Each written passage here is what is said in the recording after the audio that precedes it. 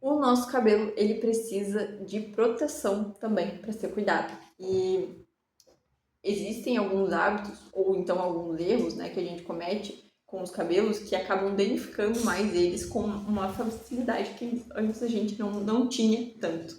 Principalmente quando a gente pensa em cabelos que sofrem processos térmicos ou químicos, né? Mas não somente eles, tem pessoas que acabam agredindo seus fios sem nem mesmo fazer esse tipo de procedimento nos cabelos.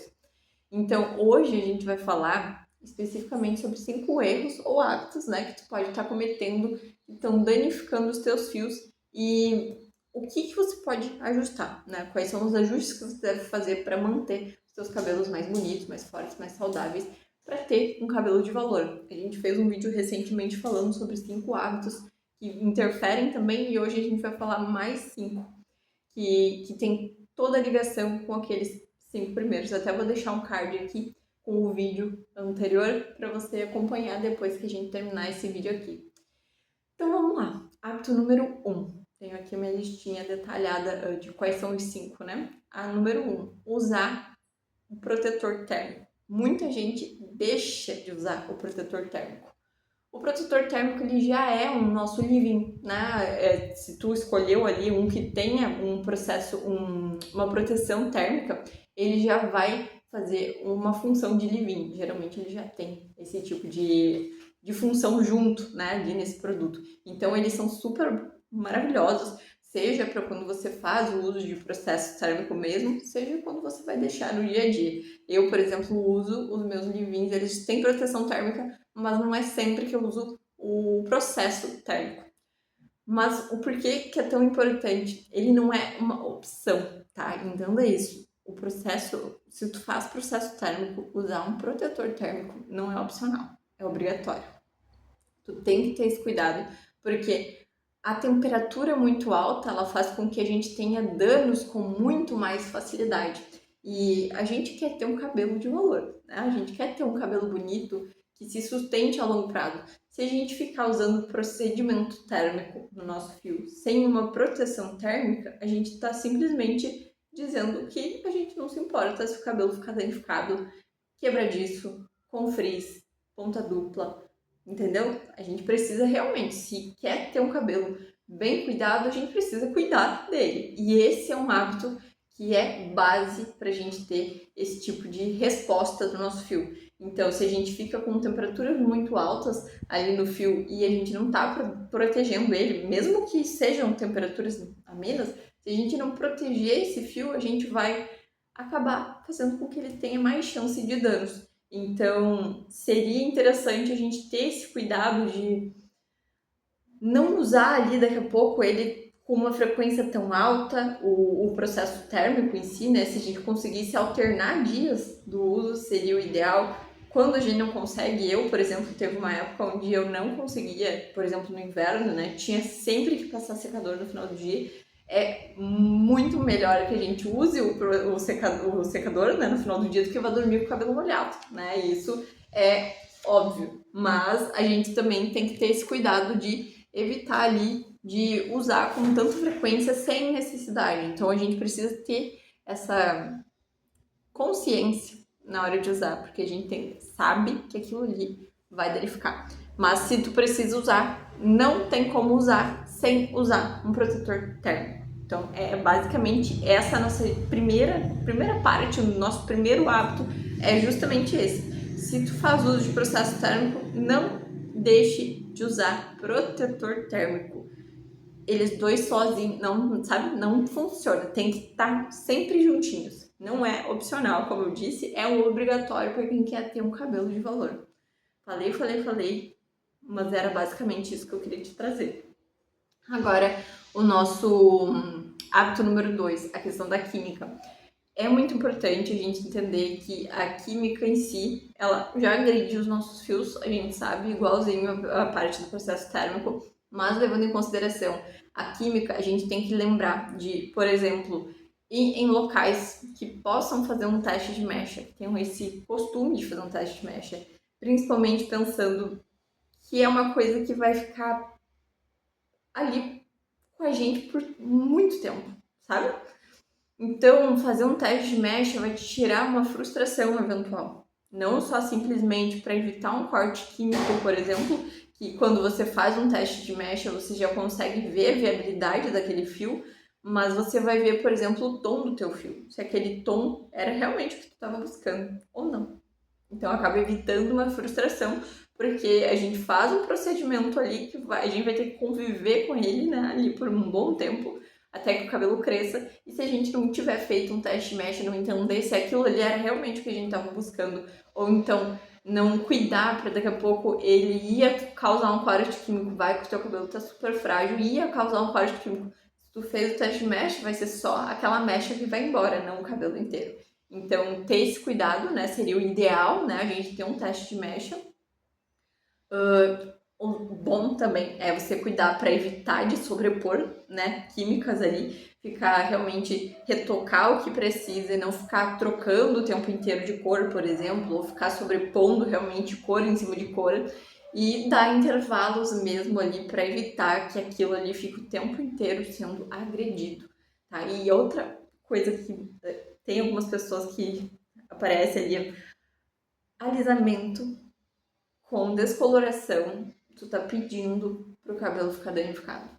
E são duas químicas, as duas mais agressivas que a gente tem. Então, fazer alisamento e ficar com o cabelo loiro, os dois juntos, eles costumam não combinar, principalmente a longo prazo. Então, tu tem que ter um cuidado, assim, redobrado quando tu for fazer algo assim, porque tu pode estar acabando com os teus fios. E eu sei que quando a gente tá indo fazer algum procedimento, a gente quer sair linda daquele lugar. A gente não quer sair com o cabelo detonado.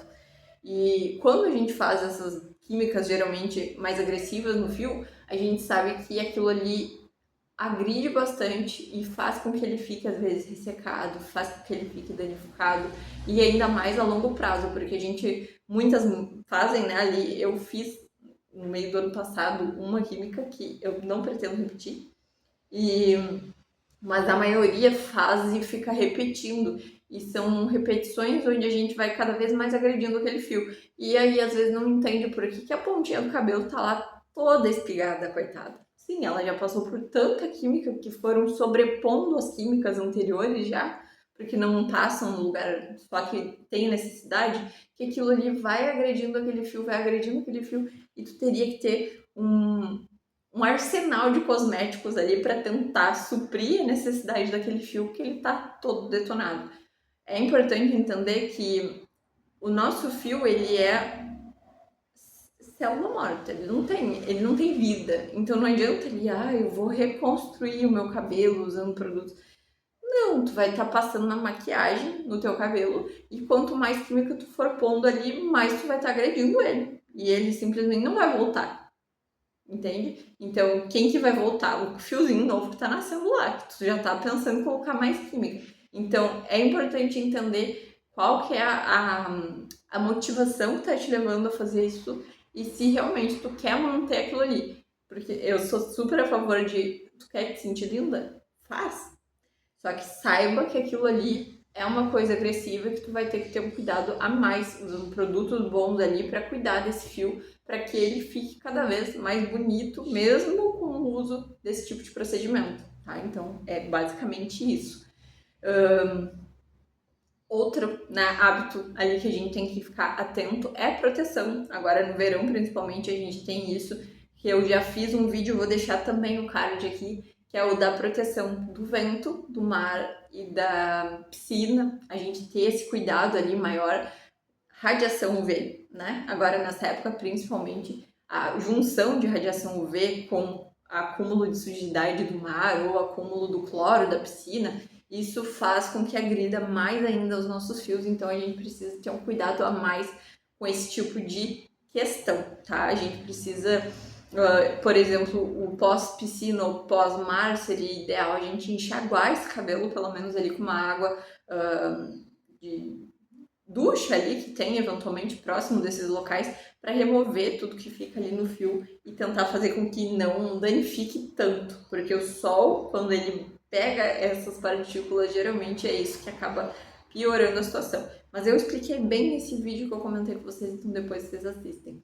E o último dos nossos hábitos é realmente o estilo de vida. Então, alimentação, sono, o emocional bem equilibrado. A gente sabe que dia a dia é loucura, mas é uma questão de tu ver o que está acontecendo ali, tentar se ajustar, daqui a pouco fazer uma terapia, fazer alguma atividade que te faça ficar mais leve, faça ficar mais tranquilo no dia a dia, faz a diferença. Estar com os exames em dia também é super importante, fazer atividade física, tudo isso vai impactando. Esse estilo de vida ele impacta muito nos nossos cabelos.